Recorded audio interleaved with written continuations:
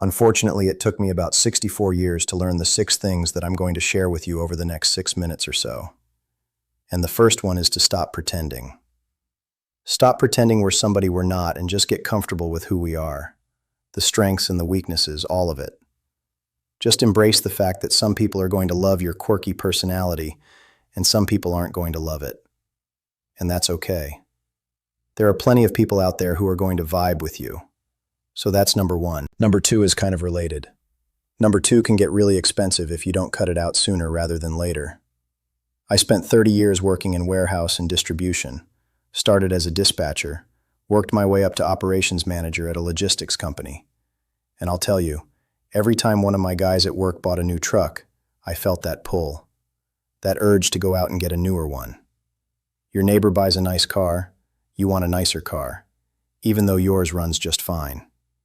Your coworker moves his family into a nicer school district, and suddenly you're looking at listings.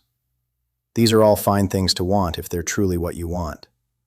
But if you're doing it to keep up with the Joneses, that gets expensive real fast.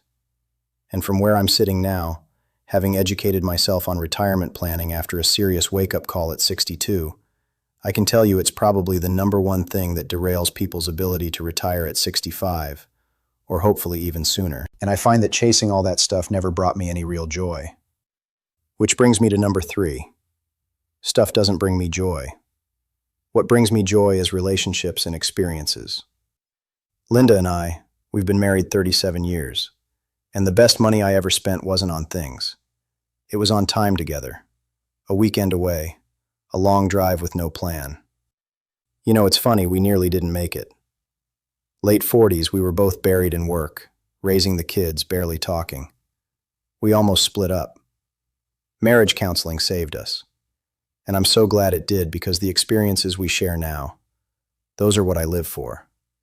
Not whatever's showing up in cardboard boxes on the front porch. I'm at a phase in life where I want less stuff. I don't want a big house anymore. We actually looked at buying a lake house a couple hours north.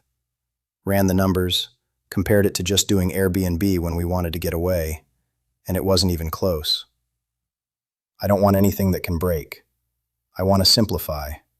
I want to focus on spending the time I have left, and hopefully I've got 20 plus years, on doing things that bring joy to me and to the people I love.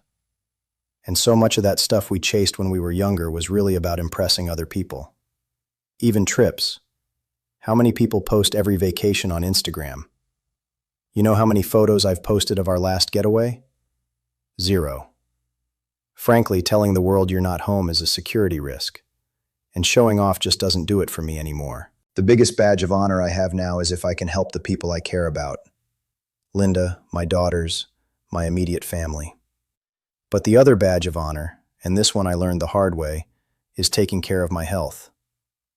My father had a massive stroke at 59, spent his final years in assisted living. My older brother had a triple bypass at 57. That's my family history.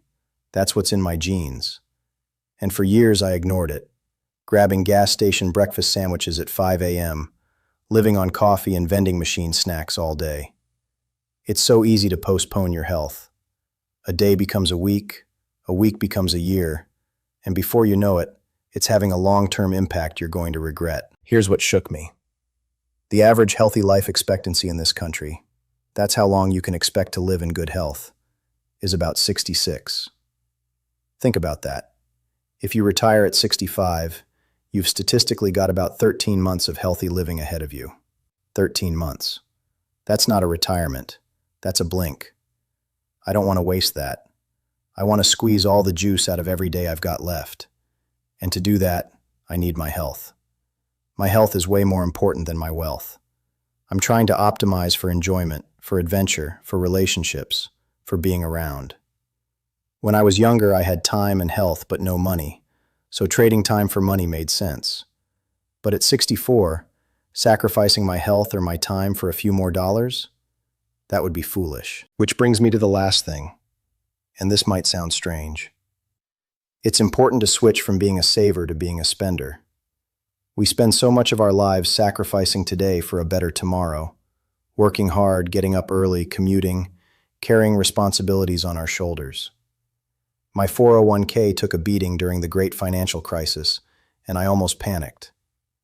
I'm not a financial advisor, but I educated myself.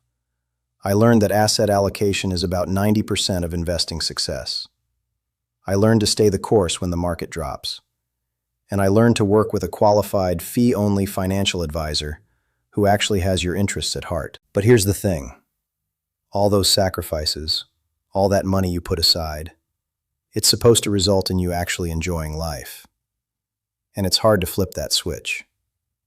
If you wait until the day you retire to suddenly feel comfortable spending, it's not going to happen. I've seen it. It's like a muscle. You have to start working it out before you need it. I walked into my boss's office at 62 and told him I was done. Adjusted our budget, downsized our lifestyle, and Linda and I haven't looked back. So start thinking about this now, because you've got roughly 1,000 weeks of healthy retirement if you're lucky. Don't waste them pretending, chasing stuff, or sitting on money you'll never enjoy. That's what it took me 64 years to figure out.